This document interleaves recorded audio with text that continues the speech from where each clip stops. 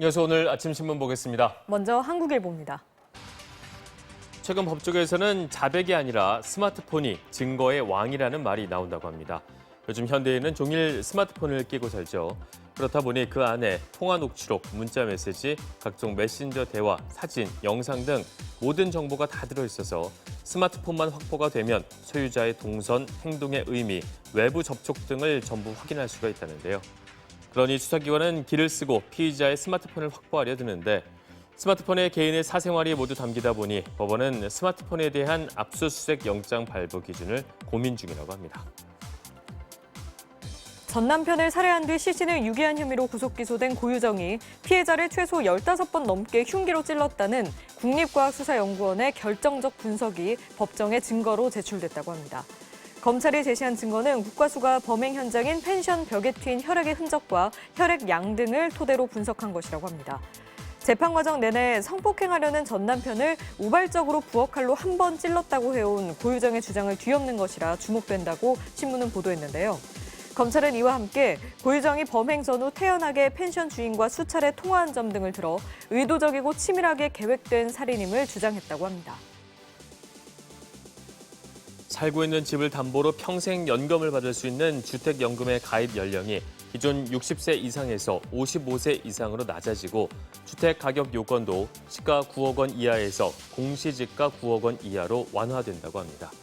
정부가 이 같은 방침을 정한 건 초고령 사회를 눈앞에 둔 상황에서 국민들의 노후 준비가 여전히 부족하다고 판단했기 때문이라는데요. 가입 연령을 낮추는 조치는 주택금융공사법 시행령 개정 사항으로 정부가 속도를 내면 내년 1분기부터 시행에 들어갈 수 있다고 신문은 보도했습니다. 정부의 대입 정시 확대와 자사고 외고 폐지 소식에 서울 강남 학세권이 들썩이고 있다는 내용입니다. 신문에 따르면 학원가가 몰려있는 강남구 대치동 일대 한 아파트는 지난달 22일 교육제도 개편 발표 이후 한 달여 만에 집값이 2억 원 넘게 뛰었다고 합니다. 호가는 더 불붙고 있고 전셋값도 오름세를 보이고 있다는데요. 금리 인하로 돈이 많이 풀리고 민간 택지 분양가 상한제 확대 시행에 따른 공급 위축 우려로 집값이 계속 오르는 상황에서 새 교육 정책이 집값 과열의 불쏘시개가 될 수 있다는 우려가 나온다고 합니다. 한국소비자원에 따르면 국내 소비자들은 주요 서비스 시장 가운데 병원 진료와 주택 수리, 인테리어 부문에 가장 높은 점수를 준 반면에 자동차 수리와 공연 관람 부문에는 가장 낮은 점수를 줬다고 합니다. 구체적으로 살펴보면 31개 서비스 시장 가운데 가장 낮은 평가를 받은 건 소비자 불만, 피해, 가격 등에서 최저점을 받은 자동차 수리 서비스였다고 합니다. 이와 함께 공연 관람, 성인 교습학원 서비스 시장도 개선이 필요한 경고 시장으로 분류됐다는데요. 한편 소비자 평가가 가장 높은 분야는 일반 병의원 진료 서비스였는데 선택의 다양성, 신뢰성, 기대 만족도 등 5개 지수 구성 항목 모두에서 최고점을 받았다고 합니다. 인천공항 주변이 사설 주차 대행 업체들의 거대한 주차장으로 전락해 몸살을 앓고 있다고 합니다. 신문에 따르면 현재 인천공항 주변인 용유도와 영종도 등에서 영업하는 사설업체가 60에서 80곳으로 추정된다고 합니다.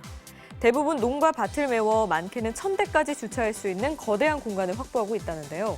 그렇다 보니 공항 주변 나대지나 주택 앞마당에도 차량들이 늘어서 있다는데 인천공항 바로 옆에는 산을 깎아 조성한 5층 규모의 주차 빌딩도 들어서 있다고 합니다. 현재 서울 길거리에는 6,900여 개의 쓰레기통이 있다고 합니다. 그런데 최근 쓰레기통이 너무 적다는 민원이 끊이질 않고 있다고 하는데요. 지난해 3월부터 버스에 테이크아웃 음식물 반입이 금지가 되면서 길거리 쓰레기통 추가 설치를 요구하는 목소리가 더욱 높아졌습니다. 그런데 쓰레기통을 더 설치해달라는 민원과 쓰레기통을 없애달라는 불만이 매년 비슷하게 접수되는 등 양쪽의 민원이 팽팽하게 맞선다고 합니다. 그렇다 보니 지자체들은 구청 창고에 쓰레기통을 보관해 두면서 이러지도 저러지도 못하고 있다는데요. 이 때문에 서울시는 시민 토론회를 열어서 거리 쓰레기통 운영을 논의할 계획이라고 합니다. 최근 전 세계가 플라스틱 홍역을 앓고 있죠. 이 때문에 알루미늄이 대안으로 주목받고 있다고 합니다. 특히 플라스틱 물병을 많이 사용하는 생수업계가 재활용 가능성이 훨씬 높은 알루미늄 캔을 눈여겨보고 있다는데요. 하지만 알루미늄이 플라스틱보다 비싼 데다 캔은 한 번 개봉되면 열린 채로 둬야 해서 알루미늄 캔으로 쉽게 갈아타지 못하고 있다고 합니다. 또 알루미늄 캔이 바다를 떠다니지는 않을지 몰라도 환경 비용이 만만치 않은데 캔 하나를 생산할 때 플라스틱 물병 2배에 해당하는 이산화탄소를 대기에 배출한다고 하네요. 아침 신문 살펴봤습니다.